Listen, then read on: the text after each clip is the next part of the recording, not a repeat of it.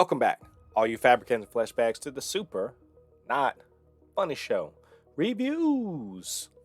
Today, we're reviewing the season 2 premiere of Raised by Wolves, coming to you from HBO and HBO Max. A sci-fi show about humanity trying to find their way on a brand new planet, despite each other. So, was it good? Was it bad? And should you be watching? Stick around because I've got opinions. Raised by Wolves season 1 kind of hit with a splash last year, and I was late to the party, but I eventually got around to watching it, and it's very much a Ridley Scott thing. There's a lot of alien stuff with no particular explanation, weird mystical mumbo jumbo, some odd ruminations on deities and whatever. This strange atheist versus Mithraic weird civilization thing, and the fate of humanity resting on a relatively small number of people. So pretty Ridley Scott thing. I sometimes feel like watching this show is like watching the rejected premise for Alien Covenant or Prometheus. So if you like those, maybe you'll like this. That said, I wasn't a big fan of the first season. There was a lot of weirdness, so and a lot of stuff that I just didn't think worked. But you know what? I decided to give the second season a good old college try, and to that end, I watched the first 2 episodes of the season two premiere. The first one that's entitled "The Collective," and the second one entitled "Seven." And the premise being that mother and father, mother, having birthed her weird ass flying serpent thingy, being left for dead after she birthed it, and father managing to save her, Campion, and they made it down to the equator, where, surprise, surprise, there's an atheist colony. So it'd been nice probably for them to have known that ahead of time, rather than trying to eke out a living in that awful, northern climate or whatever that basically tried to kill everybody. And so what we essentially get is, androids, which were seen as symbols of the Mithraics. There was, Mithraics hate atheists, atheists hate Mithraics, so they automatically have suspicion, even though their work, essentially, to kill off the Mithraic settlers, is pretty much giving them a pass inside. And so you got Mithraic kids and, Campion, there are one surviving natural kid, having to get on within this new society. And then the second episode, you find, that weird serpent thing's flying around, and it killed some people. So you got to go hunt this thing down. It's a pretty, standard, pretty standard formula for not just sci-fi, but just, it kind of like these border adventure stories in general. Because that's pretty much what this is. This is a frontier survival situation with some, religious junk thrown in. Speaking of religious stuff, Marcus, somehow not dead after the end of the last season, with his crazy face and his crazy faith. He's off trying to build his own little society, one person at a time, that he can steal from these colonists. In his mind, he's going to build a religious cult thingy, but somehow allow people to have free thought, because that's exactly the way cults always work. So at the end of the day, mother and father trying to get their relationship back on track. She's been given something of a privileged status, and maybe she's hunting down her baby and has to kill it for the good of humanity. And maybe she's not as depowered and without powers as they say. And that's what happens more or less in the whole thing.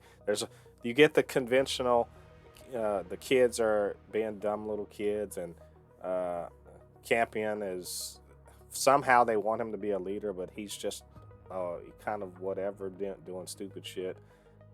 Paul is true believer, and he's as annoying as you can possibly be. The other kids are just kind of there for whatever. Um, and you see more about androids and android culture, that sort of thing. Um, overall, I'm pretty mixed on these first two episodes. The first episode I just didn't like. It just reminded me of all the things I didn't like about. It reminded me of all the things I didn't like about the show in the first season. There's just the opacity of the narrative, how slow everything moves. There's an awful lot of lingering for no damn reason. I wonder what the hell is this show about? Like I knew the first season was about these two androids trying to raise some kids, and other humans come around and try to mess everything up. But what's this about? What's the point of this season? I haven't quite gotten it yet. They seem to just sort of be existing, and then problems from the first season crop up again. And I guess Marcus's whole point is I'm going to be the Messiah. So yeah, I guess so. Um, not very. It's not terribly compelling. That first setup episode. The second one, they start moving, but it's just a bug hunt, and it's also to showcase that Campion is supposed to be important, but also he's an idiot, and so is Paul's just an annoying piece of crap, and other kids are just kind of there, and that mother and father are having their little relationship problems, and everybody in the atheist community they have to listen to this this one all powerful, you call it an all mind I suppose from like Marvel Comics AI that they're afraid is always going to run their lives. And I have to say, considering the situation on that planet, that's probably a good thing, because every time humans get a chance to do it, they just screw everything up.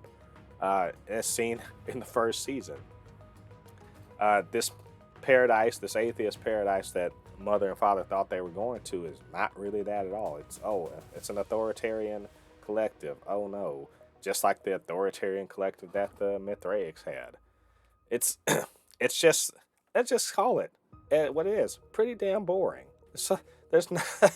This is some pretty boring stuff.